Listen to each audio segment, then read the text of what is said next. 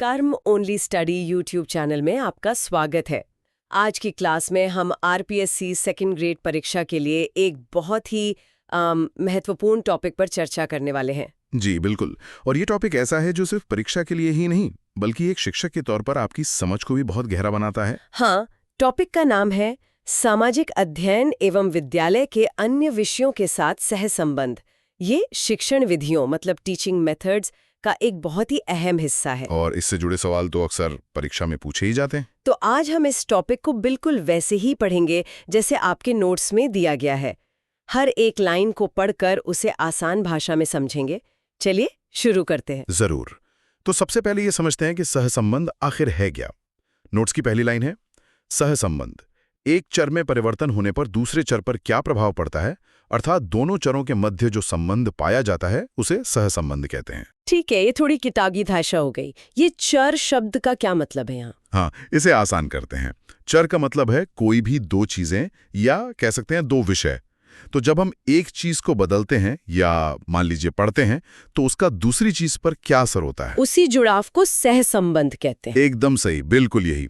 जैसे आप इतिहास पढ़ रहे हैं और साथ साथ भूगोल को भी समझ रहे हैं, ये एक सहसंबंध है। अच्छा, अब नोट्स में अगली हेडिंग है सामाजिक अध्ययन में सहसंबंध। हाँ, मतलब अब हम इसी कॉन्सेप्ट को खास तौर पर सोशल स्टडीज के संदर्भ में देखेंगे। यहाँ एक बहुत जरूरी फैक्ट दिया गया है जिस पे मुझे लगता है जोर देना चाहिए। हाँ, ये तो परीक्षा के लिहाज से बहुत ही महत्वपूर्ण है। सहसंबंध का जनक जॉन फ्रेडरिक हर्बार्ट। बिल्कुल, ये नाम याद रखना बहुत जरूरी है। सीधा सवाल आ सकता है कि सहसंबंध का जनक किसे माना जाता है, और जवाब होगा जॉन फ्रेडरिक हर्बार्ट। जी। अब आगे बढ़ते हैं।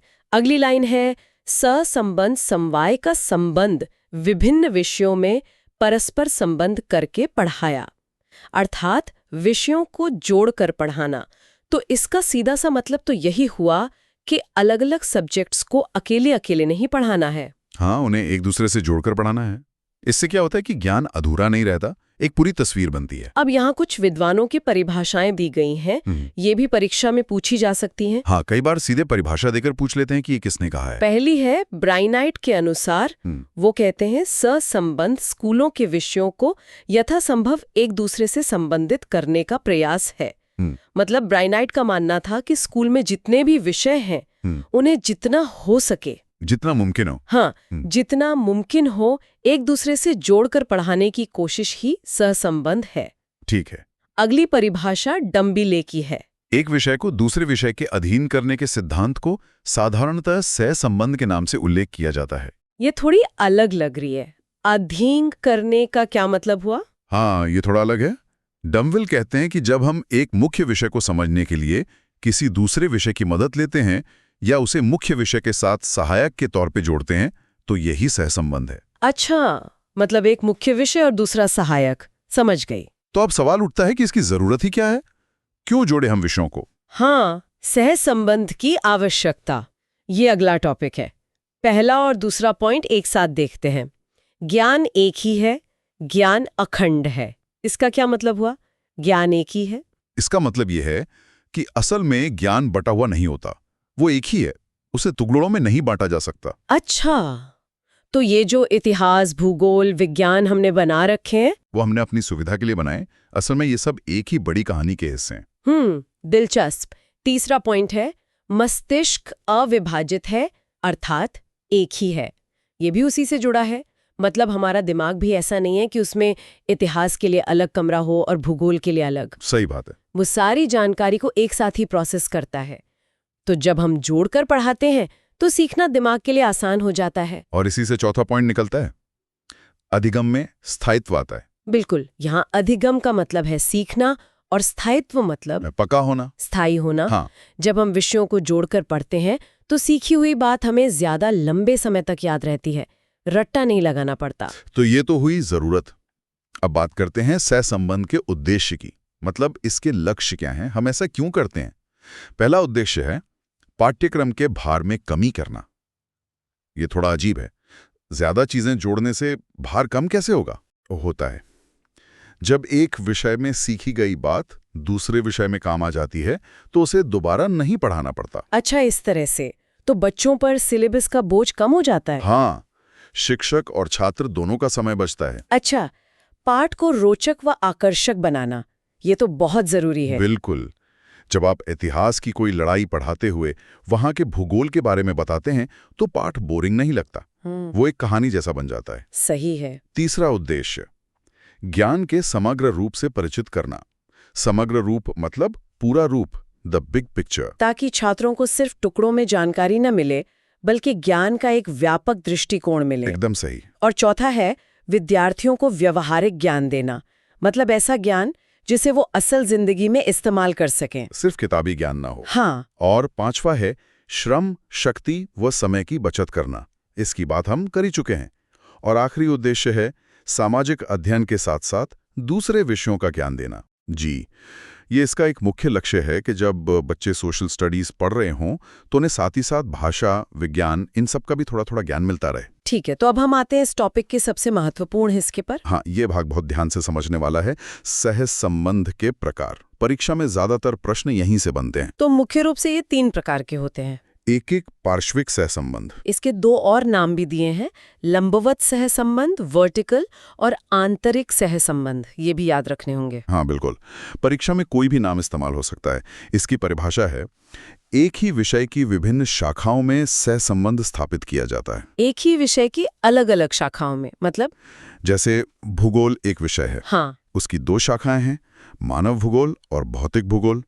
जब हम इन दोनों को आपस में जोड़कर पढ़ाते हैं तो उसे ही लंबवत सहसंबंध कहते हैं। अच्छा, मतलब एक ही सब्जेक्ट के अंदर गहराई में जाना। बिल्कुल सही। अब दूसरा प्रकार है बहुपार्श्विक सहसंबंध, मल्टीलैटरल, और इसके भी 2 और नाम हैं, क्षैतिज सहसंबंध हॉरिजॉन्टल और बाह्य सहसंबंध एक्सटर्नल। जी। और इसकी परिभाषा है एक ही कक्षा के विभिन्न विषय के मध्य पाए जाने वाला सहसंबंध। तो ये हुआ अलग अलग विषयों के बीच। हाँ, जब हम एक ही क्लास के, मान लीजिए कक्षा 6 के अलग अलग विषयों को जोड़ते हैं, जैसे सामाजिक विज्ञान को गणित से या हिंदी से जोड़ देना। एकदम सही, ये क्षैतिज या हॉरिजॉन्टल हुआ, क्योंकि हम एक विषय से दूसरे विषय की तरफ जा रहे हैं। ठीक है, ये दोनों तो साफ हो गए। अब ये तीसरा वाला, समपार्श्विक सहसंबंध, कोलैटरल। इससे बहुत ध्यान से समझना होगा। इसकी परिभाषा है एक ही विषय की एक शाखा के विभिन्न पाठों के मध्य पाया जाने वाला सहसंबंध। हाँ। एक ही विषय, एक ही शाखा, लेकिन पाठ अलग अलग। ये कैसे? हाँ, उदाहरण से समझते हैं। नोट्स में बहुत अच्छा उदाहरण है। भूगोल की शाखा भौतिक भूगोल में भूकंप तथा पृथ्वी की आंतरिक संरचना नामक पाठों में पाए जाने वाला सहसंबंध। अच्छा, तो विषय है भूगोल, हाँ, उसकी शाखा है भौतिक भूगोल, और उसी शाखा के अंदर 2 अलग अलग पाठ हैं, भूकंप और पृथ्वी की आंतरिक संरचना। और ये दोनों एक दूसरे से जुड़े हुए हैं। बिल्कुल। आप भूकंप को तब तक ठीक से नहीं समझ सकते जब तक आपको पृथ्वी की आंतरिक संरचना ना पता हो। तो जब एक ही ब्रांच के अंदर 2 अलग अलग चैप्टर्स को जोड़ा जाए तो वो समपार्श्विक है। एकदम सही पकड़े। ठीक है, तो अब ये तो पता चल गया कि सहसंबंध कितने तरह का होता है, लेकिन इसे स्थापित करते समय किन बातों का ध्यान रखना चाहिए? हाँ, ये भी जरूरी है।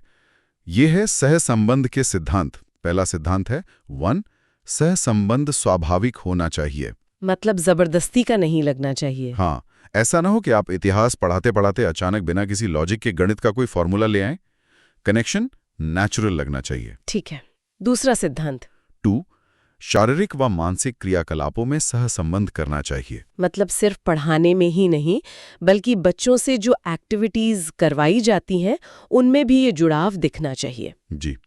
और तीसरा है 3, सहसंबंध बच्चों के अर्जित ज्ञान के आधार पर करने का प्रयास करना चाहिए।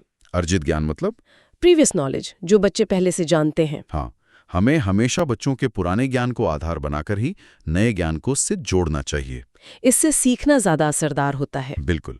अब अंत में एक ओवरव्यू चार्ट है, विद्यालय के अन्य विषयों के साथ सहसंबंध। ये दिखाता है कि सामाजिक विज्ञान स्कूल के किन किन विषयों से जुड़ा है। हाँ, तो पहला ग्रुप है सामाजिक विज्ञान का ही।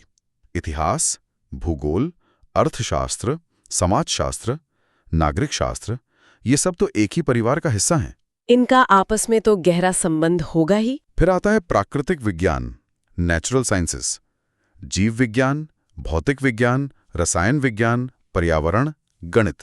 कई लोग सोचते हैं कि सोशल साइंस और साइंस बिल्कुल अलग है, लेकिन ऐसा नहीं है। जैसे अर्थशास्त्र में गणित का बहुत इस्तेमाल होता है। भूगोल और पर्यावरण विज्ञान तो एक दूसरे से जुड़े हुए ही हैं। सही बात है। और तीसरा ग्रुप है मानविकी का, कला, भाषा, संस्कृति। ये भी बहुत जरूरी है। इतिहास को समझने के लिए उस समय की कला, भाषा और संस्कृति को समझना बहुत जरूरी है। तो ये सभी विषय आपस में किसी न किसी तरह से जुड़े हुए हैं। जी बिल्कुल। तो चलिए आज की क्लास में हमने जो कुछ भी पढ़ा उसका एक फटाफट रिवीजन कर लेते हैं। जरूर। तो सबसे पहले हमने सहसंबंध का अर्थ समझा, दो या दो से ज्यादा विषयों को जोड़कर पढ़ाना। और इसके जनक कौन थे? जॉन फ्रेडरिक हर्बर्ट, ये नाम भूलना नहीं है। हमने इसकी जरूरत को समझा क्योंकि ज्ञान एक है, अखंड है और इससे सीखना स्थायी होता है। और इसके उद्देश्य भी देखें, जैसे पाठ्यक्रम का बोझ कम करना, पाठ को रोचक बनाना और व्यवहारिक ज्ञान देना। और फिर सबसे महत्वपूर्ण इसके 3 प्रकार। हाँ, पहला एक एक या लंबवत, जब एक ही विषय की अलग अलग शाखाओं को जोड़ें, जैसे भौतिक भूगोल और मानव भूगोल। दूसरा बहुपार्श्विक या क्षैतिज, जब एक ही क्लास के अलग अलग विषयों को जोड़ें, जैसे कक्षा 6 के हिंदी और सामाजिक विज्ञान को। और तीसरा समपार्श्विक, जब एक ही विषय की एक ही शाखा के अलग अलग पाठों को जोड़ें, जैसे भूकंप और पृथ्वी की संरचना वाले पाठ को। बहुत बढ़िया। तो आज हमने सहसंबंध के बारे में पढ़ा। अब हमारे श्रोताओं के लिए एक सवाल छोड़ जाते हैं। हाँ जरूर। आप सोचिएगा कि अगर आप एक शिक्षक होते तो सामाजिक विज्ञान के लोकतंत्र जैसे टॉपिक को गणित या कला विषय से कैसे जोड़कर पढ़ाते? ये बहुत अच्छा सवाल है। इस पर विचार करने से इस टॉपिक पर आपकी समझ और भी गहरी होगी। तो आज की क्लास यहीं समाप्त होती है। अगली क्लास में हम एक नए टॉपिक के साथ मिलेंगे। धन्यवाद।